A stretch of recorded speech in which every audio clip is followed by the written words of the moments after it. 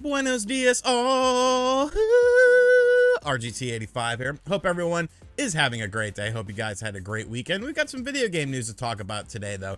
Two stories going on that I want to cover. One involving Sonic the Hedgehog, which I'm a Sonic the Hedgehog fanboy, as told by my Sonic Origins Plus video. Make sure you guys check that one out if you haven't already yet. And we're going to talk about an upcoming Nintendo Switch game that we learned about during the Nintendo Switch Direct that's starting a little bit of controversy with some fans. So if this is your first time on the channel, welcome. Be sure to hit that subscribe button. If you like the content, make sure you hit the like button. Leave me a comment down below what you think about all the stuff we're going to talk about in today's video. But without any further ado, let's talk about what's going on in the world of video games. We're going to start things off with Sonic Superstars. Now, Sonic Superstars to me was one of the highlights of all of the summer presentations that we got. We initially got a first look at this during Jeff Keighley's summer showcase event, and I really liked this game. You know, obviously 2D Sonic games have always sort of fared better than 3D Sonic games. Even when Sonic was kind of in that weird limbo state, like there were plenty of good 2D Sonic games that came out. You had games like Sonic Colors, you had Sonic Generations, all really well received games, while the 3D stuff didn't really quite work out all that well. Now, looking at Sonic Superstars, you could sort of tell what this game is going to be. There are some new gameplay elements included into it, such as, you know, it seems like there's different areas of levels where you'll transform, almost a little bit like Knights did, where you'd kind of transform into like a different thing in order to do it. It's kind of hard to explain, but like when you see it in the gameplay footage, it makes perfect sense. And it seems like a really well done blend of different 2D Sonic the Hedgehog games. It's using the Sonic Mania engine, which Sonic Mania absolutely kicks ass, and there's local co-op in this game as well. You can play with, I believe, up to 4 players at once, which is something that has never been in a Sonic the Hedgehog game. So everything I've been seeing about this game looks absolutely awesome. I'm completely sold on this game, and I'm buying it on day one. But it seems like there's a little bit of a caveat. Some big news for Sonic fans and Sonic Superstars fans, because it seems like the release date for this game has indeed leaked. And the release date that is being shown by various retailers is October 17th. Now, if you remember, Sega themselves have not announced when this game is actually coming out. Everything just kept saying fall. They even did a Sonic the Hedgehog presentation this past Friday, and during that event, they didn't say a release date. So it seems like October 17th is indeed the release date of this game. Well, I know what you're saying to yourself. Why wouldn't they say the release date? What are they scared of? Obviously, there's a ton of games coming in the month of October, but we also learned about something at the recent Nintendo Direct that was a 2D Mario game. That, of course, being Super Mario Bros. Wonder. Once again, this game looks absolutely fantastic. A great and needed departure from the new Super Mario Bros. Franchise. I mean, I don't care what anyone says. I like the DS one. The first one on the Wii was fine, but like beyond that, those games were just super boring to me. But this looks like a reinvigorated Mario. This looks like a fresh perspective on the Mario franchise. Well, that game is coming out on October 20th. So the 90s rivalry is back, boys. Sega versus Nintendo, Mario versus Sonic, and I absolutely love this. I was around for the heyday of this beef, where you had stuff like Sonic the Hedgehog 2 and Super Mario World, like what was the better game? Obviously, Sonic the Hedgehog at one point in time was a bigger character than Mario was in the early 90s. Now, Mario did, of course, bounce back with things like quality titles, but there was a time when Sonic was arguably bigger than Mario. More cartoon shows going on, more promotional stuff, and the Sega Genesis was actually outselling the Super Nintendo, at least in North America.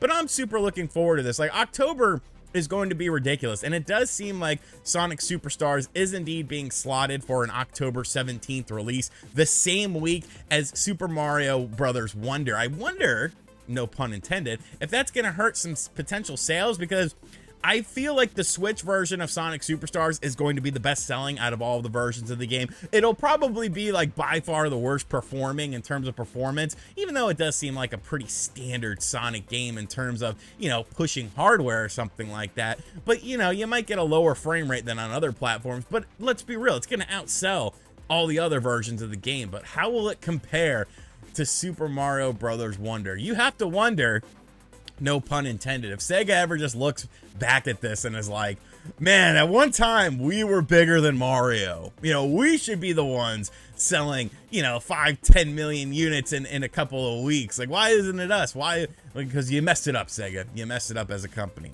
But which game are you going to be picking up that week? Obviously, you know, 2 games in a week is a lot for some folks. Will you be picking up Super Mario Brothers Wonder or Sonic, what the hell's the name? Sonic Superstars? Let me know in the comment section down below. I, of course, will be buying both of them. Gonna try to get a Sonic Superstars download code for review. If I don't get it, that's fine, because I'm reviewing both of them anyways. And finally, we have a little bit of controversy with an upcoming Nintendo Switch game that was announced during the Nintendo Direct.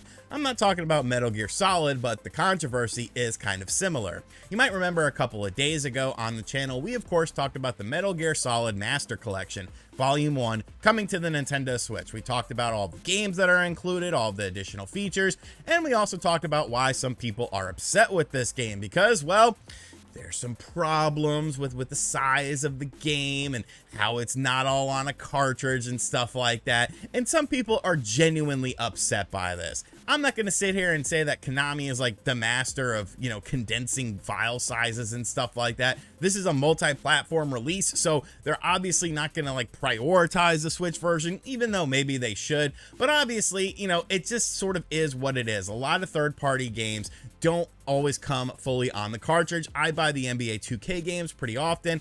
I have to download a majority of those games. You can get into the whole digital future, these games will be gone forever discussion, and I mean, it's a good discussion to have, but that's not what we're going to do in this video. We're actually talking about another side of the coin with this whole new games announcement, and that is another compilation that was announced during this with Batman Arkham Trilogy coming to the Nintendo Switch. Now, this is kind of being treated as like a quote-unquote new title because I guess this trilogy has never been released as a trilogy before, at least in name. You could get the individual games across a myriad of platforms, but as far as releasing all 3 of them together as one package, this is the first time it's ever been done. Now, we did learn some stuff about the Nintendo Switch version of the game. One of the things was we learned who was actually porting this version of the game, and that is Turn Me Up Games. Now, if you're unfamiliar with Turn Me Up Games, I don't blame you. I had to look them up, but looking at their pedigree, they're not too bad. Batman Arkham Trilogy for the Switch is, of course, their upcoming game, but they've done some other games before. They've done Wayfinder for PlayStation and PC. I'm unfamiliar with that game.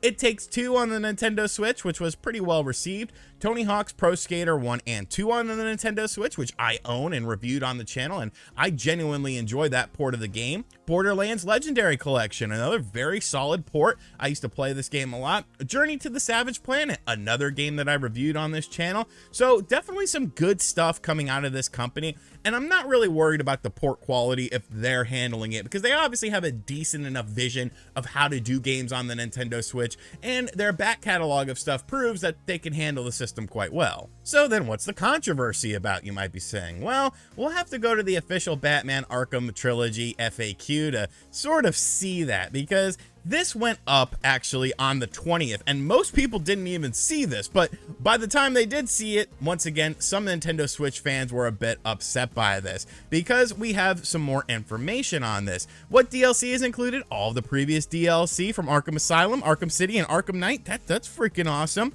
Will it be available on other platforms? No! It's only on the Nintendo Switch, an exclusive release. But here's the problem. Does the Nintendo Switch physical version of Batman Arkham Trilogy include all 3 games on one cartridge?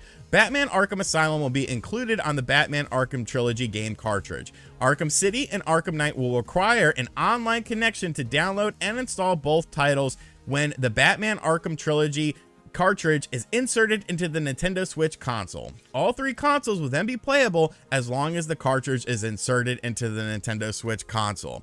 So much like the situation that we had with Metal Gear Solid, where, you know, you're getting nothing essentially on the cartridge, it's similar to that. Now, Arkham Asylum is a great game, and having Arkham Asylum on a cartridge is a cool thing.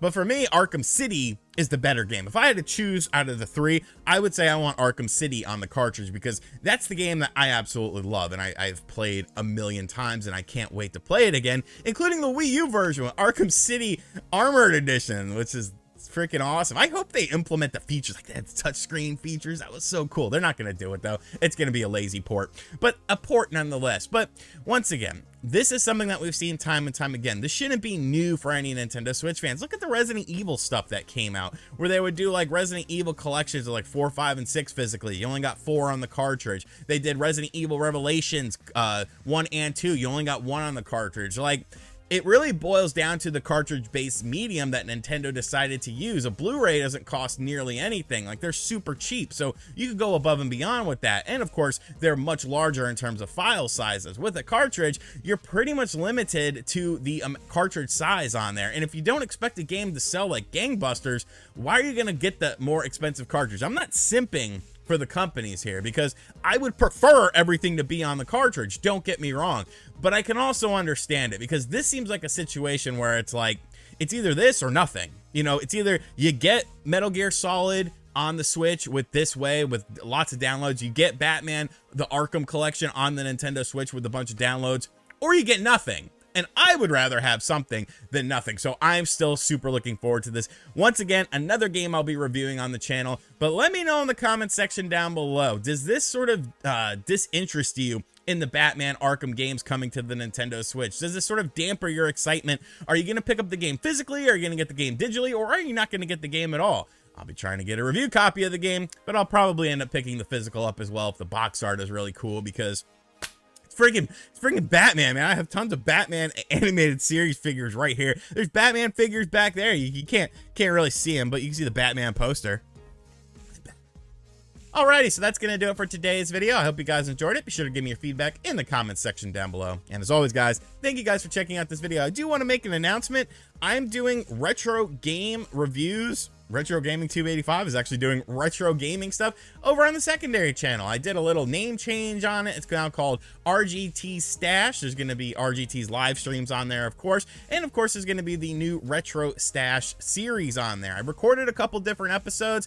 The first one is going up on Monday, the 26th at 3 p.m. Eastern time. So I'd love to see you guys over there. Just whatever game sort of tickles my fancy is what I'm going to be playing. I'm going to be asking channel members what games they want me to review as well. So if you're a channel member, make sure you're tuned into that and keeping up with all of that. And as always, I'll catch you guys on the next video.